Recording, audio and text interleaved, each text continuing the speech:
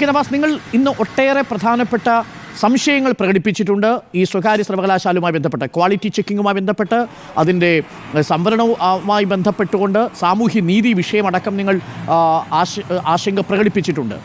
സർക്കാരിൻ്റെ ഈ തീരുമാനത്തെ നിങ്ങൾ സ്വാഗതം ചെയ്യുകയല്ലേ? ശ്രീ അരുൺകുമാർ, ഞാൻ ആദ്യമായി നമ്മൾ അനിൽകുമാർ അനുവദിച്ച സമയം 5 മിനിറ്റാണ്. സമാനമായ സമയം എനിക്കും അനുവദിക്കണമെന്ന റിക്വസ്റ്റാണ് ആരംഭിക്കുന്നത്. എന്തുകൊണ്ടാണ് കേരളത്തിൽ ഈ സ്വകാര്യ സർവകലാശാലകളെ ഞങ്ങൾ അനുകൂലിക്കുന്നത്? ഞങ്ങളതിനെ സ്വാഗതം ചെയ്യുകയാണ്. എന്തുകൊണ്ടാണ് ഈ സർവകലാശാലകളെ സ്വാഗതം ചെയ്യുന്നത്? പ്രധാനമായും 2 കാരണങ്ങളുണ്ട്. ഒന്ന്, രാജ്യത്തെ എൻറോൾമെൻറ്റ് റേഷ്യോ ആണ്. ഇപ്പോൾ അദ്ദേഹം പറഞ്ഞല്ലോ 35% മുതൽ 40% വരെയാണ് കേരളത്തിലെ എൻറോൾമെൻറ്റ് റേഷ്യോ എന്ന് പറയുന്നത്. അത് 70 മുതൽ 75% വരെ ഉയർത്തണമെന്നാണ് നമ്മൾ താല്പര്യപ്പെട്ടത്. എന്ന് വെച്ചാൽ 7 ലക്ഷത്തിലധികം അവസരങ്ങൾ കേരളത്തിൽ രൂപപ്പെടണം ഉന്നത വിദ്യാഭ്യാസ മേഖലയിൽ. നമ്മുടെ ഗവൺമെൻറ് അത് സമർപ്പിക്കാൻ അത് അവസരം നൽകാൻ വേണ്ടി കഴിയുന്നില്ല. അത് സാധ്യമല്ലാത്തൊരു സാഹചര്യം കേരളത്തിലുണ്ട്. അതുകൊണ്ട് പ്രൈവറ്റ് സർവകലാശാലകൾ വരണം, ഒന്നാമത്തെ അഭിപ്രായം. രണ്ടാമത്തെ കാരണം, രാജ്യത്ത് ഗ്ലോബൽ എഡ്യൂക്കേഷൻ്റെ ഭാഗമായി ലോകത്ത് രൂപപ്പെട്ട് വരുന്ന പുതിയ വിദ്യാഭ്യാസ പദ്ധതികളുണ്ട്, പുതിയ വിദ്യാഭ്യാസ സിലബസുകളുണ്ട്.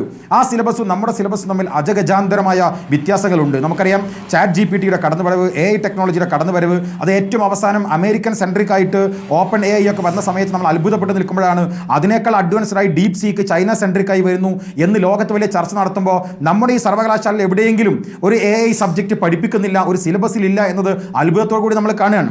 എന്തിനേറെ ഡാറ്റാ സയൻസുമായി ബന്ധപ്പെട്ട നൂതനമായ ഒരു സിലബസ് നമ്മൾ ഒരു സർവകലാശാല, കേരളത്തിലെ ഒരു സർവകലാശാലയിൽ പോലും പഠിപ്പിക്കുന്നില്ല. എന്ന് വെച്ചാൽ ഒരു ഗ്ലോബൽ കോമ്പറ്റീഷന് പാകമല്ലാത്ത രൂപത്തിലേക്ക് നമ്മുടെ സിലബസുകൾ മാറി നിൽക്കുന്നു. ഈ 2 കാരണത്താൽ പുതിയ അഡ്വാൻസ്ഡ് ആയ സിലബസുകളും അതുപോലെ തന്നെ അവസരങ്ങൾ നൽകാനും സാധ്യമാകുന്ന രൂപത്തിലേക്ക് സ്വകാര്യ സർവകലാശാലകളെ സ്വാഗതം ചെയ്യണം എന്ന അഭിപ്രായക്കാരാണ് ഞങ്ങൾ. അങ്ങനെ സ്വാഗതം ചെയ്യണമെന്ന് പറയുമ്പോൾ അത് 2016 സാധ്യമാകേണ്ട ഒരു കാര്യം 2025 വരെ കാത്തിരിക്കേണ്ടി വന്നതിൻ്റെ കാരണം എന്താണ്? ഞാൻ ശ്രീ CPMൻ്റെ പ്രതിനിധിയോട് ചോദിക്കുന്നത്, ഈ 12 വർഷക്കാലം എന്ത് മാറ്റമാണ് നിങ്ങൾ കണ്ട മാറ്റം? ഞങ്ങൾക്ക് അതാണ് മനസ്സിലാകാത്തത്. ഞങ്ങൾ ഈ 2 കാരണത്താലാണ് അന്ന് മുതലേ ഇന്ന് പറഞ്ഞുകൊണ്ടിരിക്കുന്നത്. ഈ 12 വർഷത്തിന് മുൻപേ ഉണ്ടായ മാറ്റം എന്താണ്? ഇപ്പോൾ അത് സ്വാഗതം ചെയ്യാൻ മന്ത്രിയുടെ ഭാഷ കടമെടുത്ത് പറഞ്ഞാൽ അത് കാലത്തിൻ്റെ അനിവാര്യതയാണ് എന്ന് പറയാൻ എന്ത് മാറ്റമാണ് മന്ത്രി കണ്ടത് എന്നറിയാൻ ഞങ്ങൾക്കൊരു താല്പര്യമുണ്ട്. ഞാൻ ഇവിടെ കാര്യം പറയട്ടെ. നമുക്കറിയാം, നമ്മൾ പുതിയ ജനറേഷനെ കുറിച്ച് 2025 ചർച്ച ചെയ്തുകൊണ്ടിരിക്കുകയാണ്. ബീറ്റ ജനറേഷൻ, അവരുടെ കാലയളവ് പറയുന്നത് 2039 വരെയാണ്. എന്ന് വെച്ചാൽ 14 വർഷമാണ്. നിലവിലെ ആൽഫ ജനറേഷൻ 2010 മുതൽ 2014 വരെയാണ്. എന്ന് വെച്ചാൽ ഏകദേശം ഒരു ജനറേഷനെ പുതിയ ലോകം വിലയിരുത്തപ്പെടുന്നത് 14 വർഷം എന്നാണ്. ഇവിടെ 12 വർഷം പിറകിലേക്ക് സ്വകാര്യ സർവകലാശാല എന്ന് പറയുന്ന ഒരു സങ്കല്പത്തെ പിറകിലേക്ക് വലിച്ചു കൊണ്ടുപോയ ആളുകളാണ് ഇന്ന് ഈ സർവകലാശാലയെ മുന്നോട്ട് വരുന്നത്. ഇന്ന് പത്രക്കാർ മന്ത്രിയോട് ചോദിച്ചൊരു ചോദ്യമുണ്ട്. TP ശ്രീനിവാസന്റെ ചെകിടത്തടിച്ച് SFIക്കാർ നിലത്ത് തള്ളിയിടുമ്പോൾ അതിൽ മാപ്പ് പറയേണ്ടതല്ലേ എന്ന്. മന്ത്രി പറഞ്ഞത് അത് മാപ്പ് പറയേണ്ട കാര്യമൊന്നുമില്ല, അത് അന്നത്തെ കാര്യമാണ് എന്നാണ്. ഞങ്ങൾക്ക് ഈ പൊതുസമൂഹത്തോട് പറയാനുള്ളത്, ചെകിട്ടത്തടച്ച് താഴെ പിന്നെ TP ശ്രീനിവാസനോട് മാപ്പ് പറയേണ്ട എന്ന് പറയുന്ന CPMനോട് ഇപ്പോൾ 12 വർഷങ്ങൾക്ക് ഇപ്പുറം നിങ്ങൾ കൊണ്ടുവരുന്നത് എന്തോ ഒരു മഹാത്ഭുതമാണ്, അതിന് മലയാളി കൈയടിക്കുമെന്ന് നിങ്ങൾ കരുതുന്നുവെങ്കിൽ അതൊക്കെ തിരിച്ചറിയാൻ മാത്രം പാകപ്പെട്ടവരാണ് കേരളത്തിലെ മലയാളി സമൂഹം എന്നാണ് ആദ്യമേ പറയാനുള്ളത്. മറ്റൊരു കാര്യം ശ്രീ അരുൺകുമാർ, നമ്മൾ പറയേണ്ടത്, ഒരു യൂണിവേഴ്സിറ്റി വരിക എന്ന് പറഞ്ഞാൽ എന്താണ്? കേരളത്തിലെ വിദ്യാഭ്യാസ മേഖലയിൽ വലിയൊരു ഇടപെടൽ നടത്താൻ വേണ്ടി പോവുകയാണ്. വിദ്യാഭ്യാസ മേഖല എന്ന് പറഞ്ഞാൽ നാളത്തെ കേരളമാണ് ഇന്നത്തെ വിദ്യാഭ്യാസ മേഖല എന്ന് പറയുന്നത്. ഇന്നത്തെ വിദ്യാഭ്യാസ മേഖലയിൽ നിന്ന് പഠിച്ചു പോകുന്നവരാണ് നാളത്തെ കേരളത്തിൽ നിർണ്ണയിക്കപ്പെടേണ്ടവർ. അപ്പോൾ വിദ്യാഭ്യാസ മേഖല വലിയൊരു മാറ്റം ഉണ്ടാകാൻ വേണ്ടി പോവുകയാണ്. ഞങ്ങളിത് സ്വാഗതം ചെയ്യുമ്പോൾ തന്നെ ഞങ്ങൾക്ക് ആശങ്കയുള്ളത്, എന്താണ് ഈ ബില്ലിനകത്ത് വരാൻ വേണ്ടി പോകുന്നത്? എന്തെല്ലാം തരത്തിലുള്ള ഘടനാപരമായ കൂട്ടിച്ചേർക്കലുകളാണ് ഈ സർക്കാർ ഇതിൽ ചെയ്യാൻ വേണ്ടി പോകുന്നത്? പ്രധാനമായി 3 കാര്യങ്ങൾ ഒരു സർവകലാശാല വരുമ്പോൾ ഗൗരവമായി ശ്രദ്ധിക്കേണ്ടതുണ്ട് എന്ന് ഞങ്ങൾ വിശ്വസിക്കുകയാണ്. ഒന്ന്, ആർക്ക് വേണ്ടിയാണ് ഈ സർവകലാശാല? ഇതിൻ്റെ സ്റ്റേക്ക് ഹോൾഡേഴ്സ് ആരാണ്? വിദ്യാർത്ഥികളാണ്.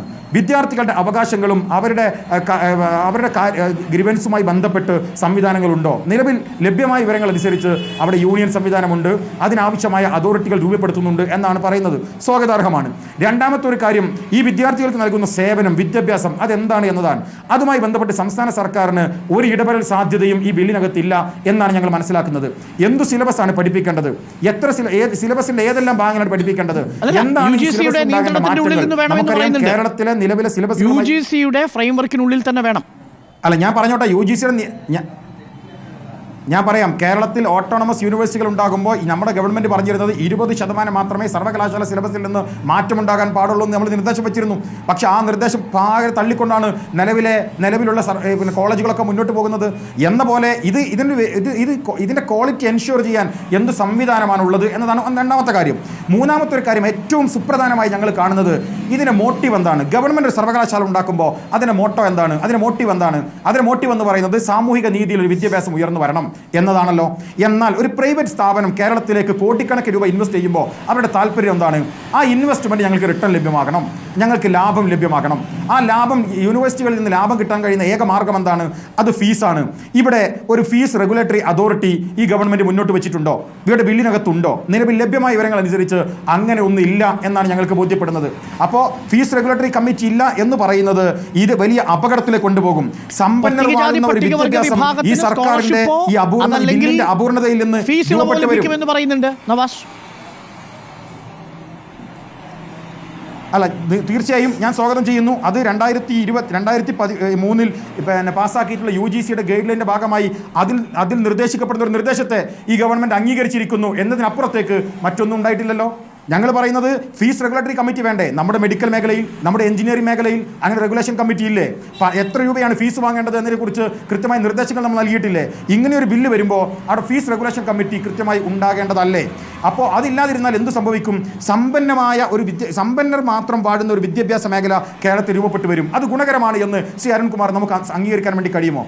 ഇനി ഇവർ പറയുന്ന സാമൂഹിക നീതി നടപ്പിലാക്കാൻ വേണ്ടിയിട്ട് കേരളത്തിലുള്ള പൊതുവായിട്ടുള്ള സംവരണ സാധ്യതകളെ ഞങ്ങൾ അതിൽ നടപ്പിലാക്കുമെന്ന് പറയുമ്പോൾ ആ സംവരണ സമുദായത്തിലെ സമ്പന്നർക്കുള്ള ഒരു അവസരമാണ് ഈ ഗവൺമെന്റ് തുറന്നു കൊടുക്കുന്നത്. അതൊരു ഇൻഈക്വാലിറ്റി ഉണ്ടാക്കുന്നില്ലേ?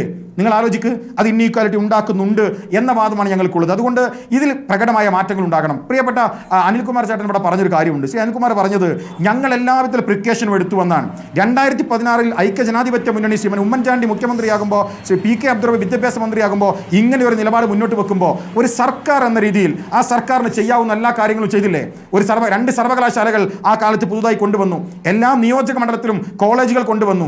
മാത്രമാണ് 370 പുതിയ കോഴ്സുകൾ കൊണ്ടുവന്നു. ഞങ്ങൾ CPM പ്രതിനിധിയോട് ചോദിക്കട്ടെ, 9 വർഷമായി നിങ്ങൾ ഭരിക്കുന്നു, ഇനി നിങ്ങൾ പ്രൈവറ്റ് സർവകലാശാല കൊണ്ടുവരാൻ വേണ്ടി പോവാണ്. ഞങ്ങൾ അതിനെ സ്വാഗതം ചെയ്യുമെന്ന് ചോദിക്കുന്നത്, ഒരു സർക്കാർ എന്ന രീതിയിൽ നിങ്ങൾ ചെയ്ത കാര്യം എന്താണ്? ഒരു പുതിയ സർവകലാശാല കൊണ്ടുവരാൻ നിങ്ങൾക്ക് സാധ്യമായോ? 9 വർഷം കൊണ്ട് നിങ്ങളുടെ ഭാഗത്ത് നിങ്ങൾ എടുക്കേണ്ട ഒരു പ്രിക്കോഷൻ ആയിരുന്നില്ലേ? ചെയ്തില്ല. ഒരു പ്രൈവറ്റ് യൂണിവേഴ്സിറ്റി നിങ്ങൾ കൊണ്ടുവന്നു. ആ പ്രൈവറ്റ് യൂണിവേഴ്സിറ്റി കൊണ്ടുവന്നത് തന്നെ ഇവിടുത്തെ സ്വകാര്യ സർവകലാശാലകൾ വാങ്ങുന്നതിന് സമാനമായ ഫീസ് വാങ്ങുന്ന സർവകലാശാല, ആർക്കും പോകാൻ കഴിയാത്ത ഒരു സർവകലാശാല. അത് ഡിബേറ്റ്ഫുൾ ആണ്. അതുമായി ബന്ധപ്പെട്ട് വിയോജിപ്പുണ്ട്. രണ്ടാമത്തെ കാര്യം, പുതിയ കോളേജ് നിങ്ങൾ അനുവദിച്ചോ? അനുവദിച്ചില്ല. പുതിയ കോഴ്സുകൾ നിങ്ങൾ അനുവദിച്ചോ? ഇല്ല.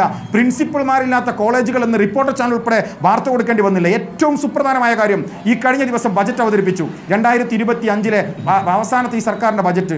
2017 മുതൽ ഈ സർക്കാർ അവതരിപ്പിക്കപ്പെട്ട ബജറ്റിൽ സർവകലാശാലകൾക്ക് നീക്കിവെച്ച പണത്തിന്റെ കണക്കെടുത്ത് അരുൺകുമാർ ഒന്ന് പരിശോധിച്ചാൽ 2017 പൂർണ്ണമായി കൊടുത്തില്ല, 18 വീണ്ടും കുറഞ്ഞു, 19 വീണ്ടും കുറഞ്ഞു, 20 കുറഞ്ഞു. ഇന്ന് 2024 1 രൂപ ഈ നിമിഷം വരെ സർവകലാശാലക്ക് ബജറ്റിൽ അനുവദിച്ച പണം കൊടുക്കാൻ ഈ സർക്കാർ തയ്യാറായിട്ടില്ല.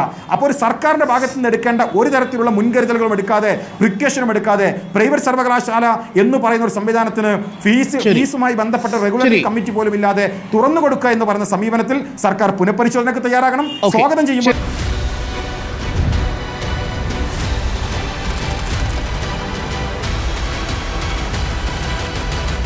Debate with Dr. Arun Kumar.